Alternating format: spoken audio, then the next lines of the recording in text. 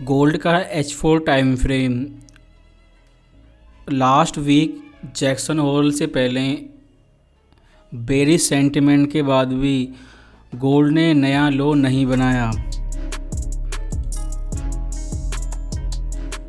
Gold का bearish sentiment इतना ज़्यादा था कि लोग ये सोच रहे थे कि 1680 पिछले हफ्ते ही ब्रेक हो जाएगा, लेकिन ये 61% रिट्रेसमेंट से नीचे भी नहीं जा सका और ये कंप्लीट ट्रेंड 61% रिट्रेसमेंट कर चुका है।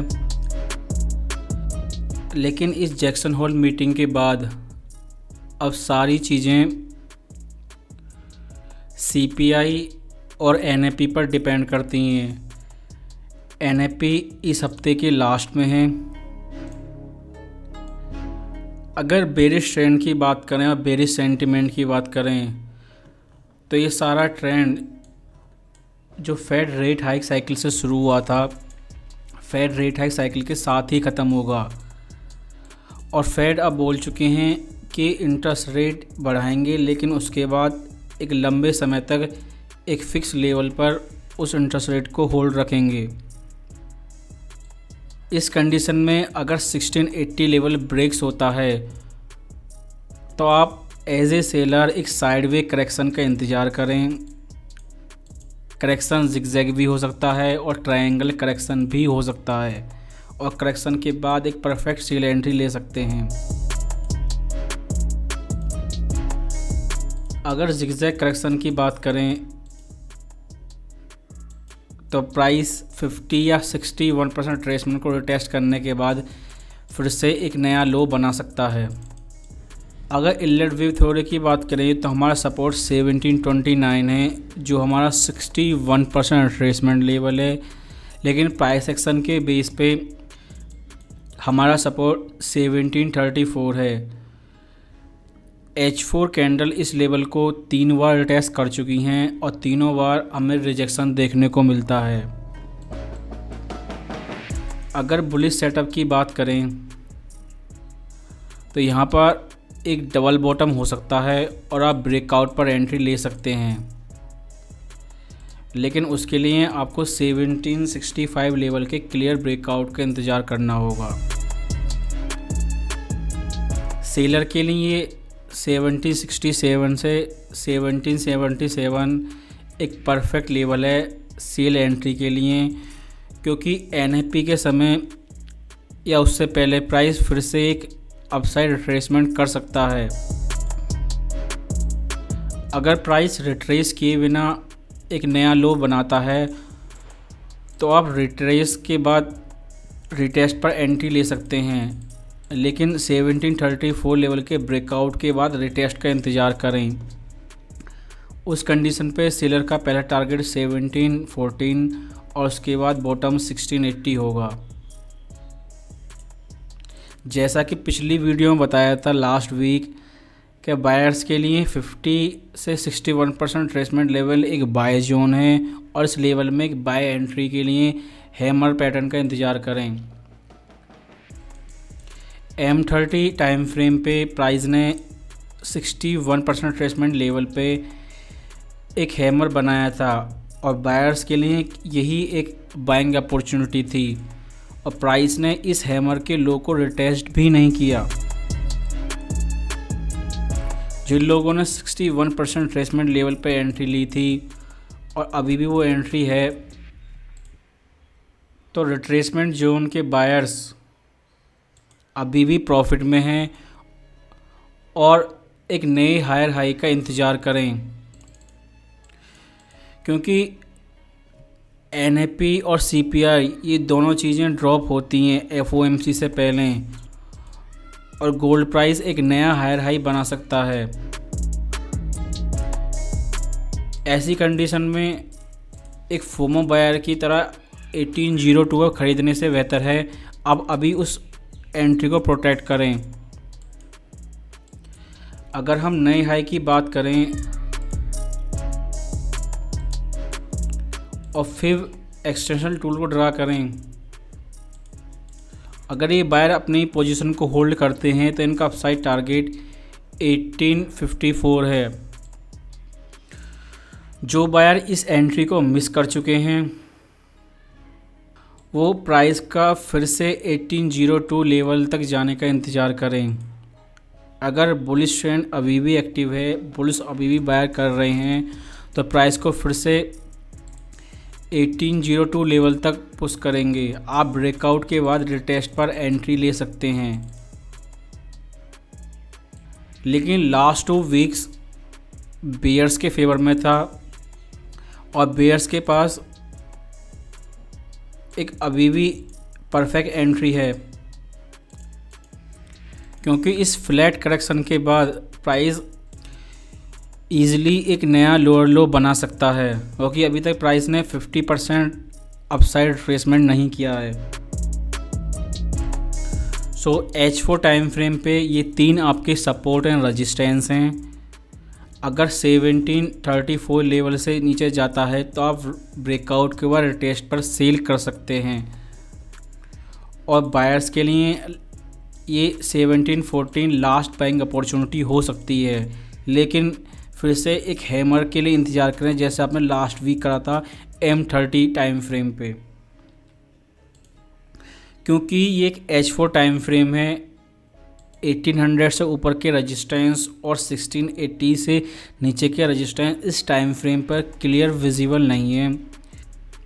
लेकिन हम ऑल टाइम फ्रेम को H1, H4, डेली और वीकली, इन सब टाइम फ्रेम को एक साथ कंपेयर करें तो की सपोर्ट एंड रेजिस्टेंस आपको एक साथ नज़र आते हैं।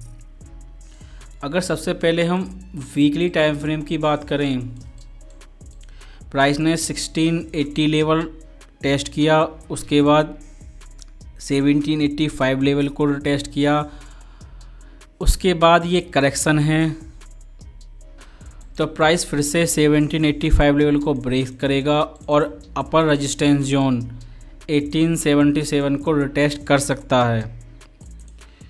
क्योंकि ये वीकली टाइम फ्रेम है और गोल्ड का नेक्स्ट मेजर ट्रेंड FOMC के समय ही होगा, और उसके लिए आपको लगभग 1 महीना इंतज़ार करना होगा।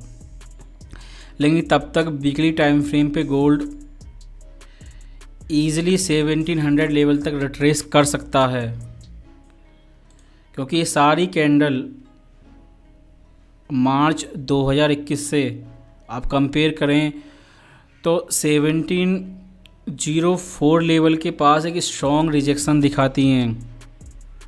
बायर 1700 लेवल के पास जाते ही एक्टिव हो जाते हैं और 1677 तक ये बायर गोल्ड प्राइस को फिर से पुश करते हैं।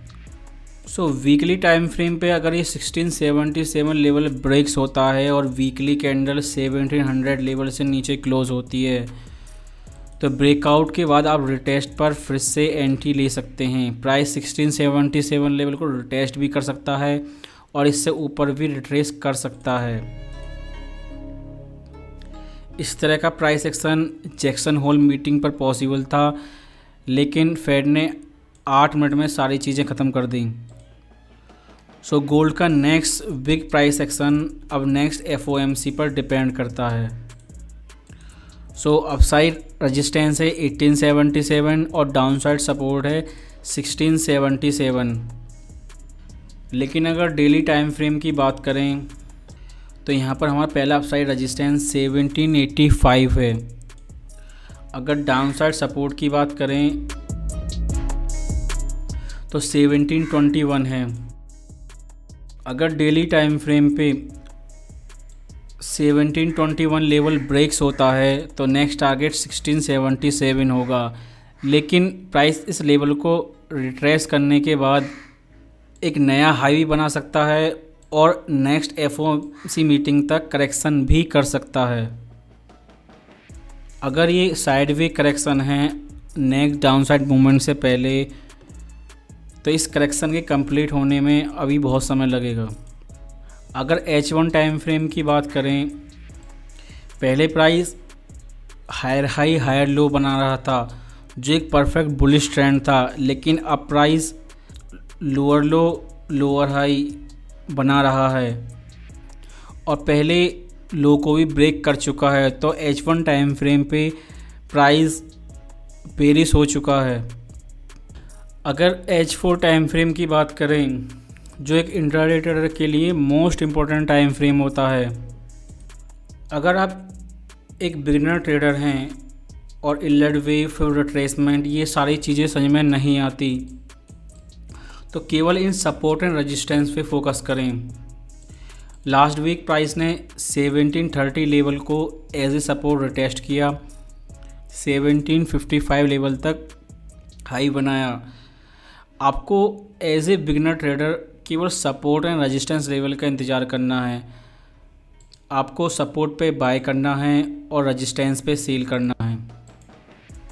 अगर H4 टाइम फ्रेम पे फिर से नया लो बनाता है तो लास्ट सपोर्ट आपका 1740 है। इस टाइम फ्रेम पे हैमर का इंतज़ार करें, लेकिन इस बार अपसाइड टारगेट 1755 होगा, जो पहला टारगेट होगा।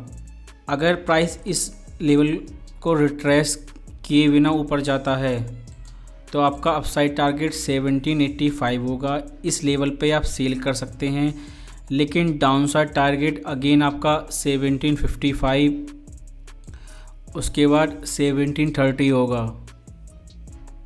अगर मेन ट्रेंड की बात करें तो प्राइस 1785 से ऊपर बुलिश है एंड 1714 लेवल के नीचे प्राइस बेरिश है। ये वीडियो वीकली फोरकास्ट के लिए हैं। एक हफ्ते में गोल्ड का ट्रेंड क्या हो सकता है, क्या न्यूज़ है। लेकिन आपको इंट्राडे अपडेट चाहिए, डेली अपडेट चाहिए, तो आप ये टेलीग्राम चैनल ज्वाइन कर सकते हैं। इस लिंक पर जाके आप टेलीग्राम चैनल ज्वाइन कर सकते हैं। यहाँ आपको डेली इंट्राडे अपडेट मिलेंगी गोल्ड के बारे में। अगर आप इस चैनल को सपोर्ट करना चाहते हैं तो आप इस लिंक के साथ ऑक्टापेस पर IV अकाउंट खोल सकते हैं और इस चैनल को फाइनेंशियली सपोर्ट कर सकते हैं। अगर ऑलरेडी आपके पास ऑक्टापेस अकाउंट है तो कस्टमर केयर से चैट सपोर्ट के जरिए आप इस IV अकाउंट पे अपना अकाउंट लिंक कर सकते हैं। और जो लोग पूछ रहे थे interest rate impact on gold, तो इंटरेस्ट रेट के गेम को समझने के लिए आप इस बुक को पढ़ सकते हैं, 21st सेंचुरी मॉनेटरी पॉलिसी। ये एक लेटेस्ट बुक है, आप डेट चेक कर सकते हैं 17 मई 2022, और बुक के राइटर हैं बेन बर्नैनकी। ये 2007 फाइनेंशियल क्राइसिस के समय फेड चेयरमैन थे। तो इस बुक में आपको एक इंसाइडर इन्फो मिलती है। अगर बुक्स की बात करें, बुक्स बहुत हैं, 1000 बुक्स भी कम पड़ेंगी, लेकिन परफेक्ट बुक की बात करें, लेटेस्ट इन्फॉर्मेशन की बात करें, इस समय ये बुक परफेक्ट है। जो सारी चीज़ें हो रही हैं, इंटरेस्ट रेट का बढ़ाना, इन्फ्लेशन का 2% टारगेट, और सारी फेड मॉनेटरी पॉलिसी टूल, चाहे वो FOMC हो या FOMC मिनट या QT या QE, ये सारी चीज़ें इस बुक में अच्छे से समझाई गई हैं। और मोस्ट इम्पॉर्टेंट थिंग, जो स्टैगफ्लेशन रिस्क है जो US इकॉनमी में केवल एक बार आया है, उसके बारे में भी चीज़ें बताई गई हैं। ये बुक्स हाई लेवल इकोनॉमिक्स है, मैक्रो इकोनॉमिक्स, लेकिन इंटरेस्ट रेट के बारे में आपको जानना है तो इस बुक को पढ़ना ही पड़ेगा। और मोस्ट इम्पॉर्टेंट थिंग, जो एक मॉनेटरी पॉलिसी टूल था, फॉरवर्ड गाइडेंस, कैसे ये शुरू हुआ और कैसे अभी ख़त्म हो चुका है और इसकी इम्पोर्टेंस क्या थी, वो सारी चीज़ें इस बुक में बताई गई हैं। फॉरवर्ड गाइडेंस टूल के ख़त्म होने की वजह से इस हफ्ते की जैक्सन होल मीटिंग बहुत ज़्यादा इम्पोर्टेंट थी। तो इस बुक में complete interest rate cycle, interest rate का बढ़ाना और घटाना, सारी चीज़ें हैं।